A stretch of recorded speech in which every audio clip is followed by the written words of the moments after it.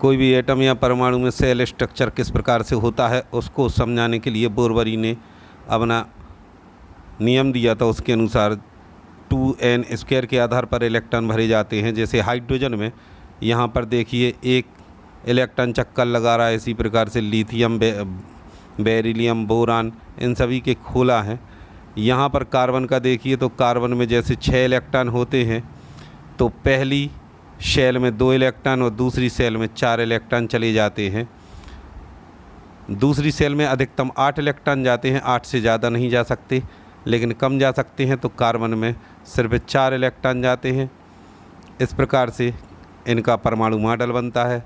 अब आगे नाइट्रोजन में देखते हैं। नाइट्रोजन, ऑक्सीजन, फ्लोरीन, नियान, इनमें क्रम से ये इलेक्ट्रॉन बढ़ते जाते हैं, 2 5, 2 6, 2 7 और इस प्रकार से नियान में जब 10 इलेक्ट्रॉन भरते हैं तो पहली सेल में 2 और दूसरी सेल में 8 इलेक्ट्रॉन आ जाते हैं। किसी भी परमाणु की बाहरी कोश में यानी संयोजकता कोश में 8 इलेक्ट्रॉन का आना कहलाता है अष्टक का पूर्ण होना। तो नियान का अष्टक पूरा है, आर्गन का अष्टक पूरा है और इसके आजू बाजू वाले जितने परमाणु रहते हैं ये सभी अपना अष्टक पूर्ण करने की कोशिश करते हैं। इसीलिए ये अपने इलेक्ट्रॉनों का आदान प्रदान या साझा करते हैं। तो यहाँ पर और भी इलेक्ट्रॉन विन्यास दर्शाए गए हैं, इनको आप स्क्रीनशॉट बना के देख लीजिए और इनकी प्रैक्टिस कीजिए। बिल्कुल सरल है सेल स्ट्रक्चर। जैसे यहाँ पर नाइट्रोजन में 7 इलेक्ट्रॉन भरना है तो पहली सेल में 2 और दूसरी में 5। ऑक्सीजन में 8 तो पहली सेल में 2 और दूसरी में 6। इसी प्रकार से फ्लोरीन में 9 तो पहली में 2 और दूसरी में 7। अब केवल 1 इलेक्ट्रॉन की ज़रूरत है फ्लोरीन को। इसी प्रकार से नियान में 10 तो पहली सेल में 2 और दूसरी में 8। अब इसका अष्टक कंप्लीट हो गया नियान का, तो ये एक स्थायी एलिमेंट हो गया। अब सोडियम 11 में 2 8 1, क्योंकि पहली सेल में 2 फुल भर चुके हैं, दूसरी सेल में 8 फुल भर चुके हैं। अब तीसरी सेल में केवल 1 इलेक्ट्रॉन जाएगा क्योंकि 11 है, मैग्नीशियम 12 में। इसी प्रकार से ये बढ़ते जाएंगे, 2 8 2, एल्यूमिनियम 13 में 2 8 3, सिलिकॉन 14 में 2 8 4, फास्फोरस 15 में 2 8 5 और ऐसे बढ़ते बढ़ते आर्गन 18 में 2 8 8 और इस प्रकार से आर्गन भी एक स्थायी तत्व बन जाएगा। इसी प्रकार से ये बढ़ते जाते हैं। ये कुछ परमाणु मॉडल दिए गए हैं, जैसे नियान 10 में 2 8, सोडियम में 2 8 1।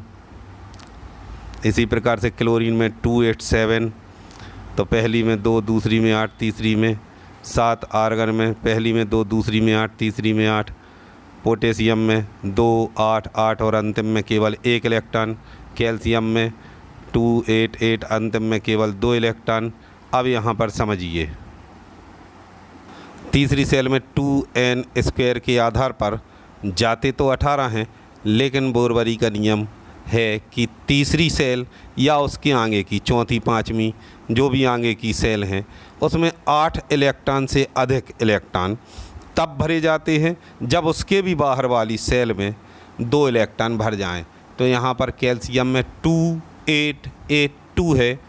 अब यहाँ पर कैल्शियम में, पोटेशियम में 19वां इलेक्ट्रॉन और कैल्शियम में 20वां इलेक्ट्रॉन चौथी कक्षा में गया है। अब चौथी कक्षा भरने के बाद यहाँ से स्कैंडियम 21 में फिर इलेक्ट्रॉन तीसरी कक्षा में जाने लगेगा, 21वां इलेक्ट्रॉन। और इस प्रकार से स्कैंडियम का जो इलेक्ट्रॉन वितरण है वो हो जाएगा 2 8 9 2। इस प्रकार से स्कैंडियम 2 8 9 2। फिर ये बढ़ते जाएंगे 2 8 10 2 2 8 11 2। वेनेडियम में इसी प्रकार से, क्रोमियम में 2 8 12 2। ये बढ़ते जाते हैं इस प्रकार से। ये जिंक 30 और जिंक 30 के बाद फिर ये क्रिप्टॉन 36 में स्थायी हो जाता है। इसी प्रकार से जीनन 54 में स्थायी हो जाता है। अब इस प्रकार से ये आयरन से लेके क्रिप्टन 36 तक किस प्रकार से भरे जाते हैं, तो इसका स्ट्रक्चर दिया गया है। इसी प्रकार से इंडियम 49 से आयोडीन 53 तक किस प्रकार से भरे जाते हैं, जीनन 54 से 62 तक, फिर यहाँ पर 63 से हार्मोनियम 72 तक। इस प्रकार से आपको प्रैक्टिस करना है। और एक्टिनियम 89 के बाद एक्टिनाइट सीरीज चालू हो जाती है, तो उसके इलेक्ट्रॉन जाते हैं। इस प्रकार से बोरबरी का इलेक्ट्रॉन वितरण हो जाता है।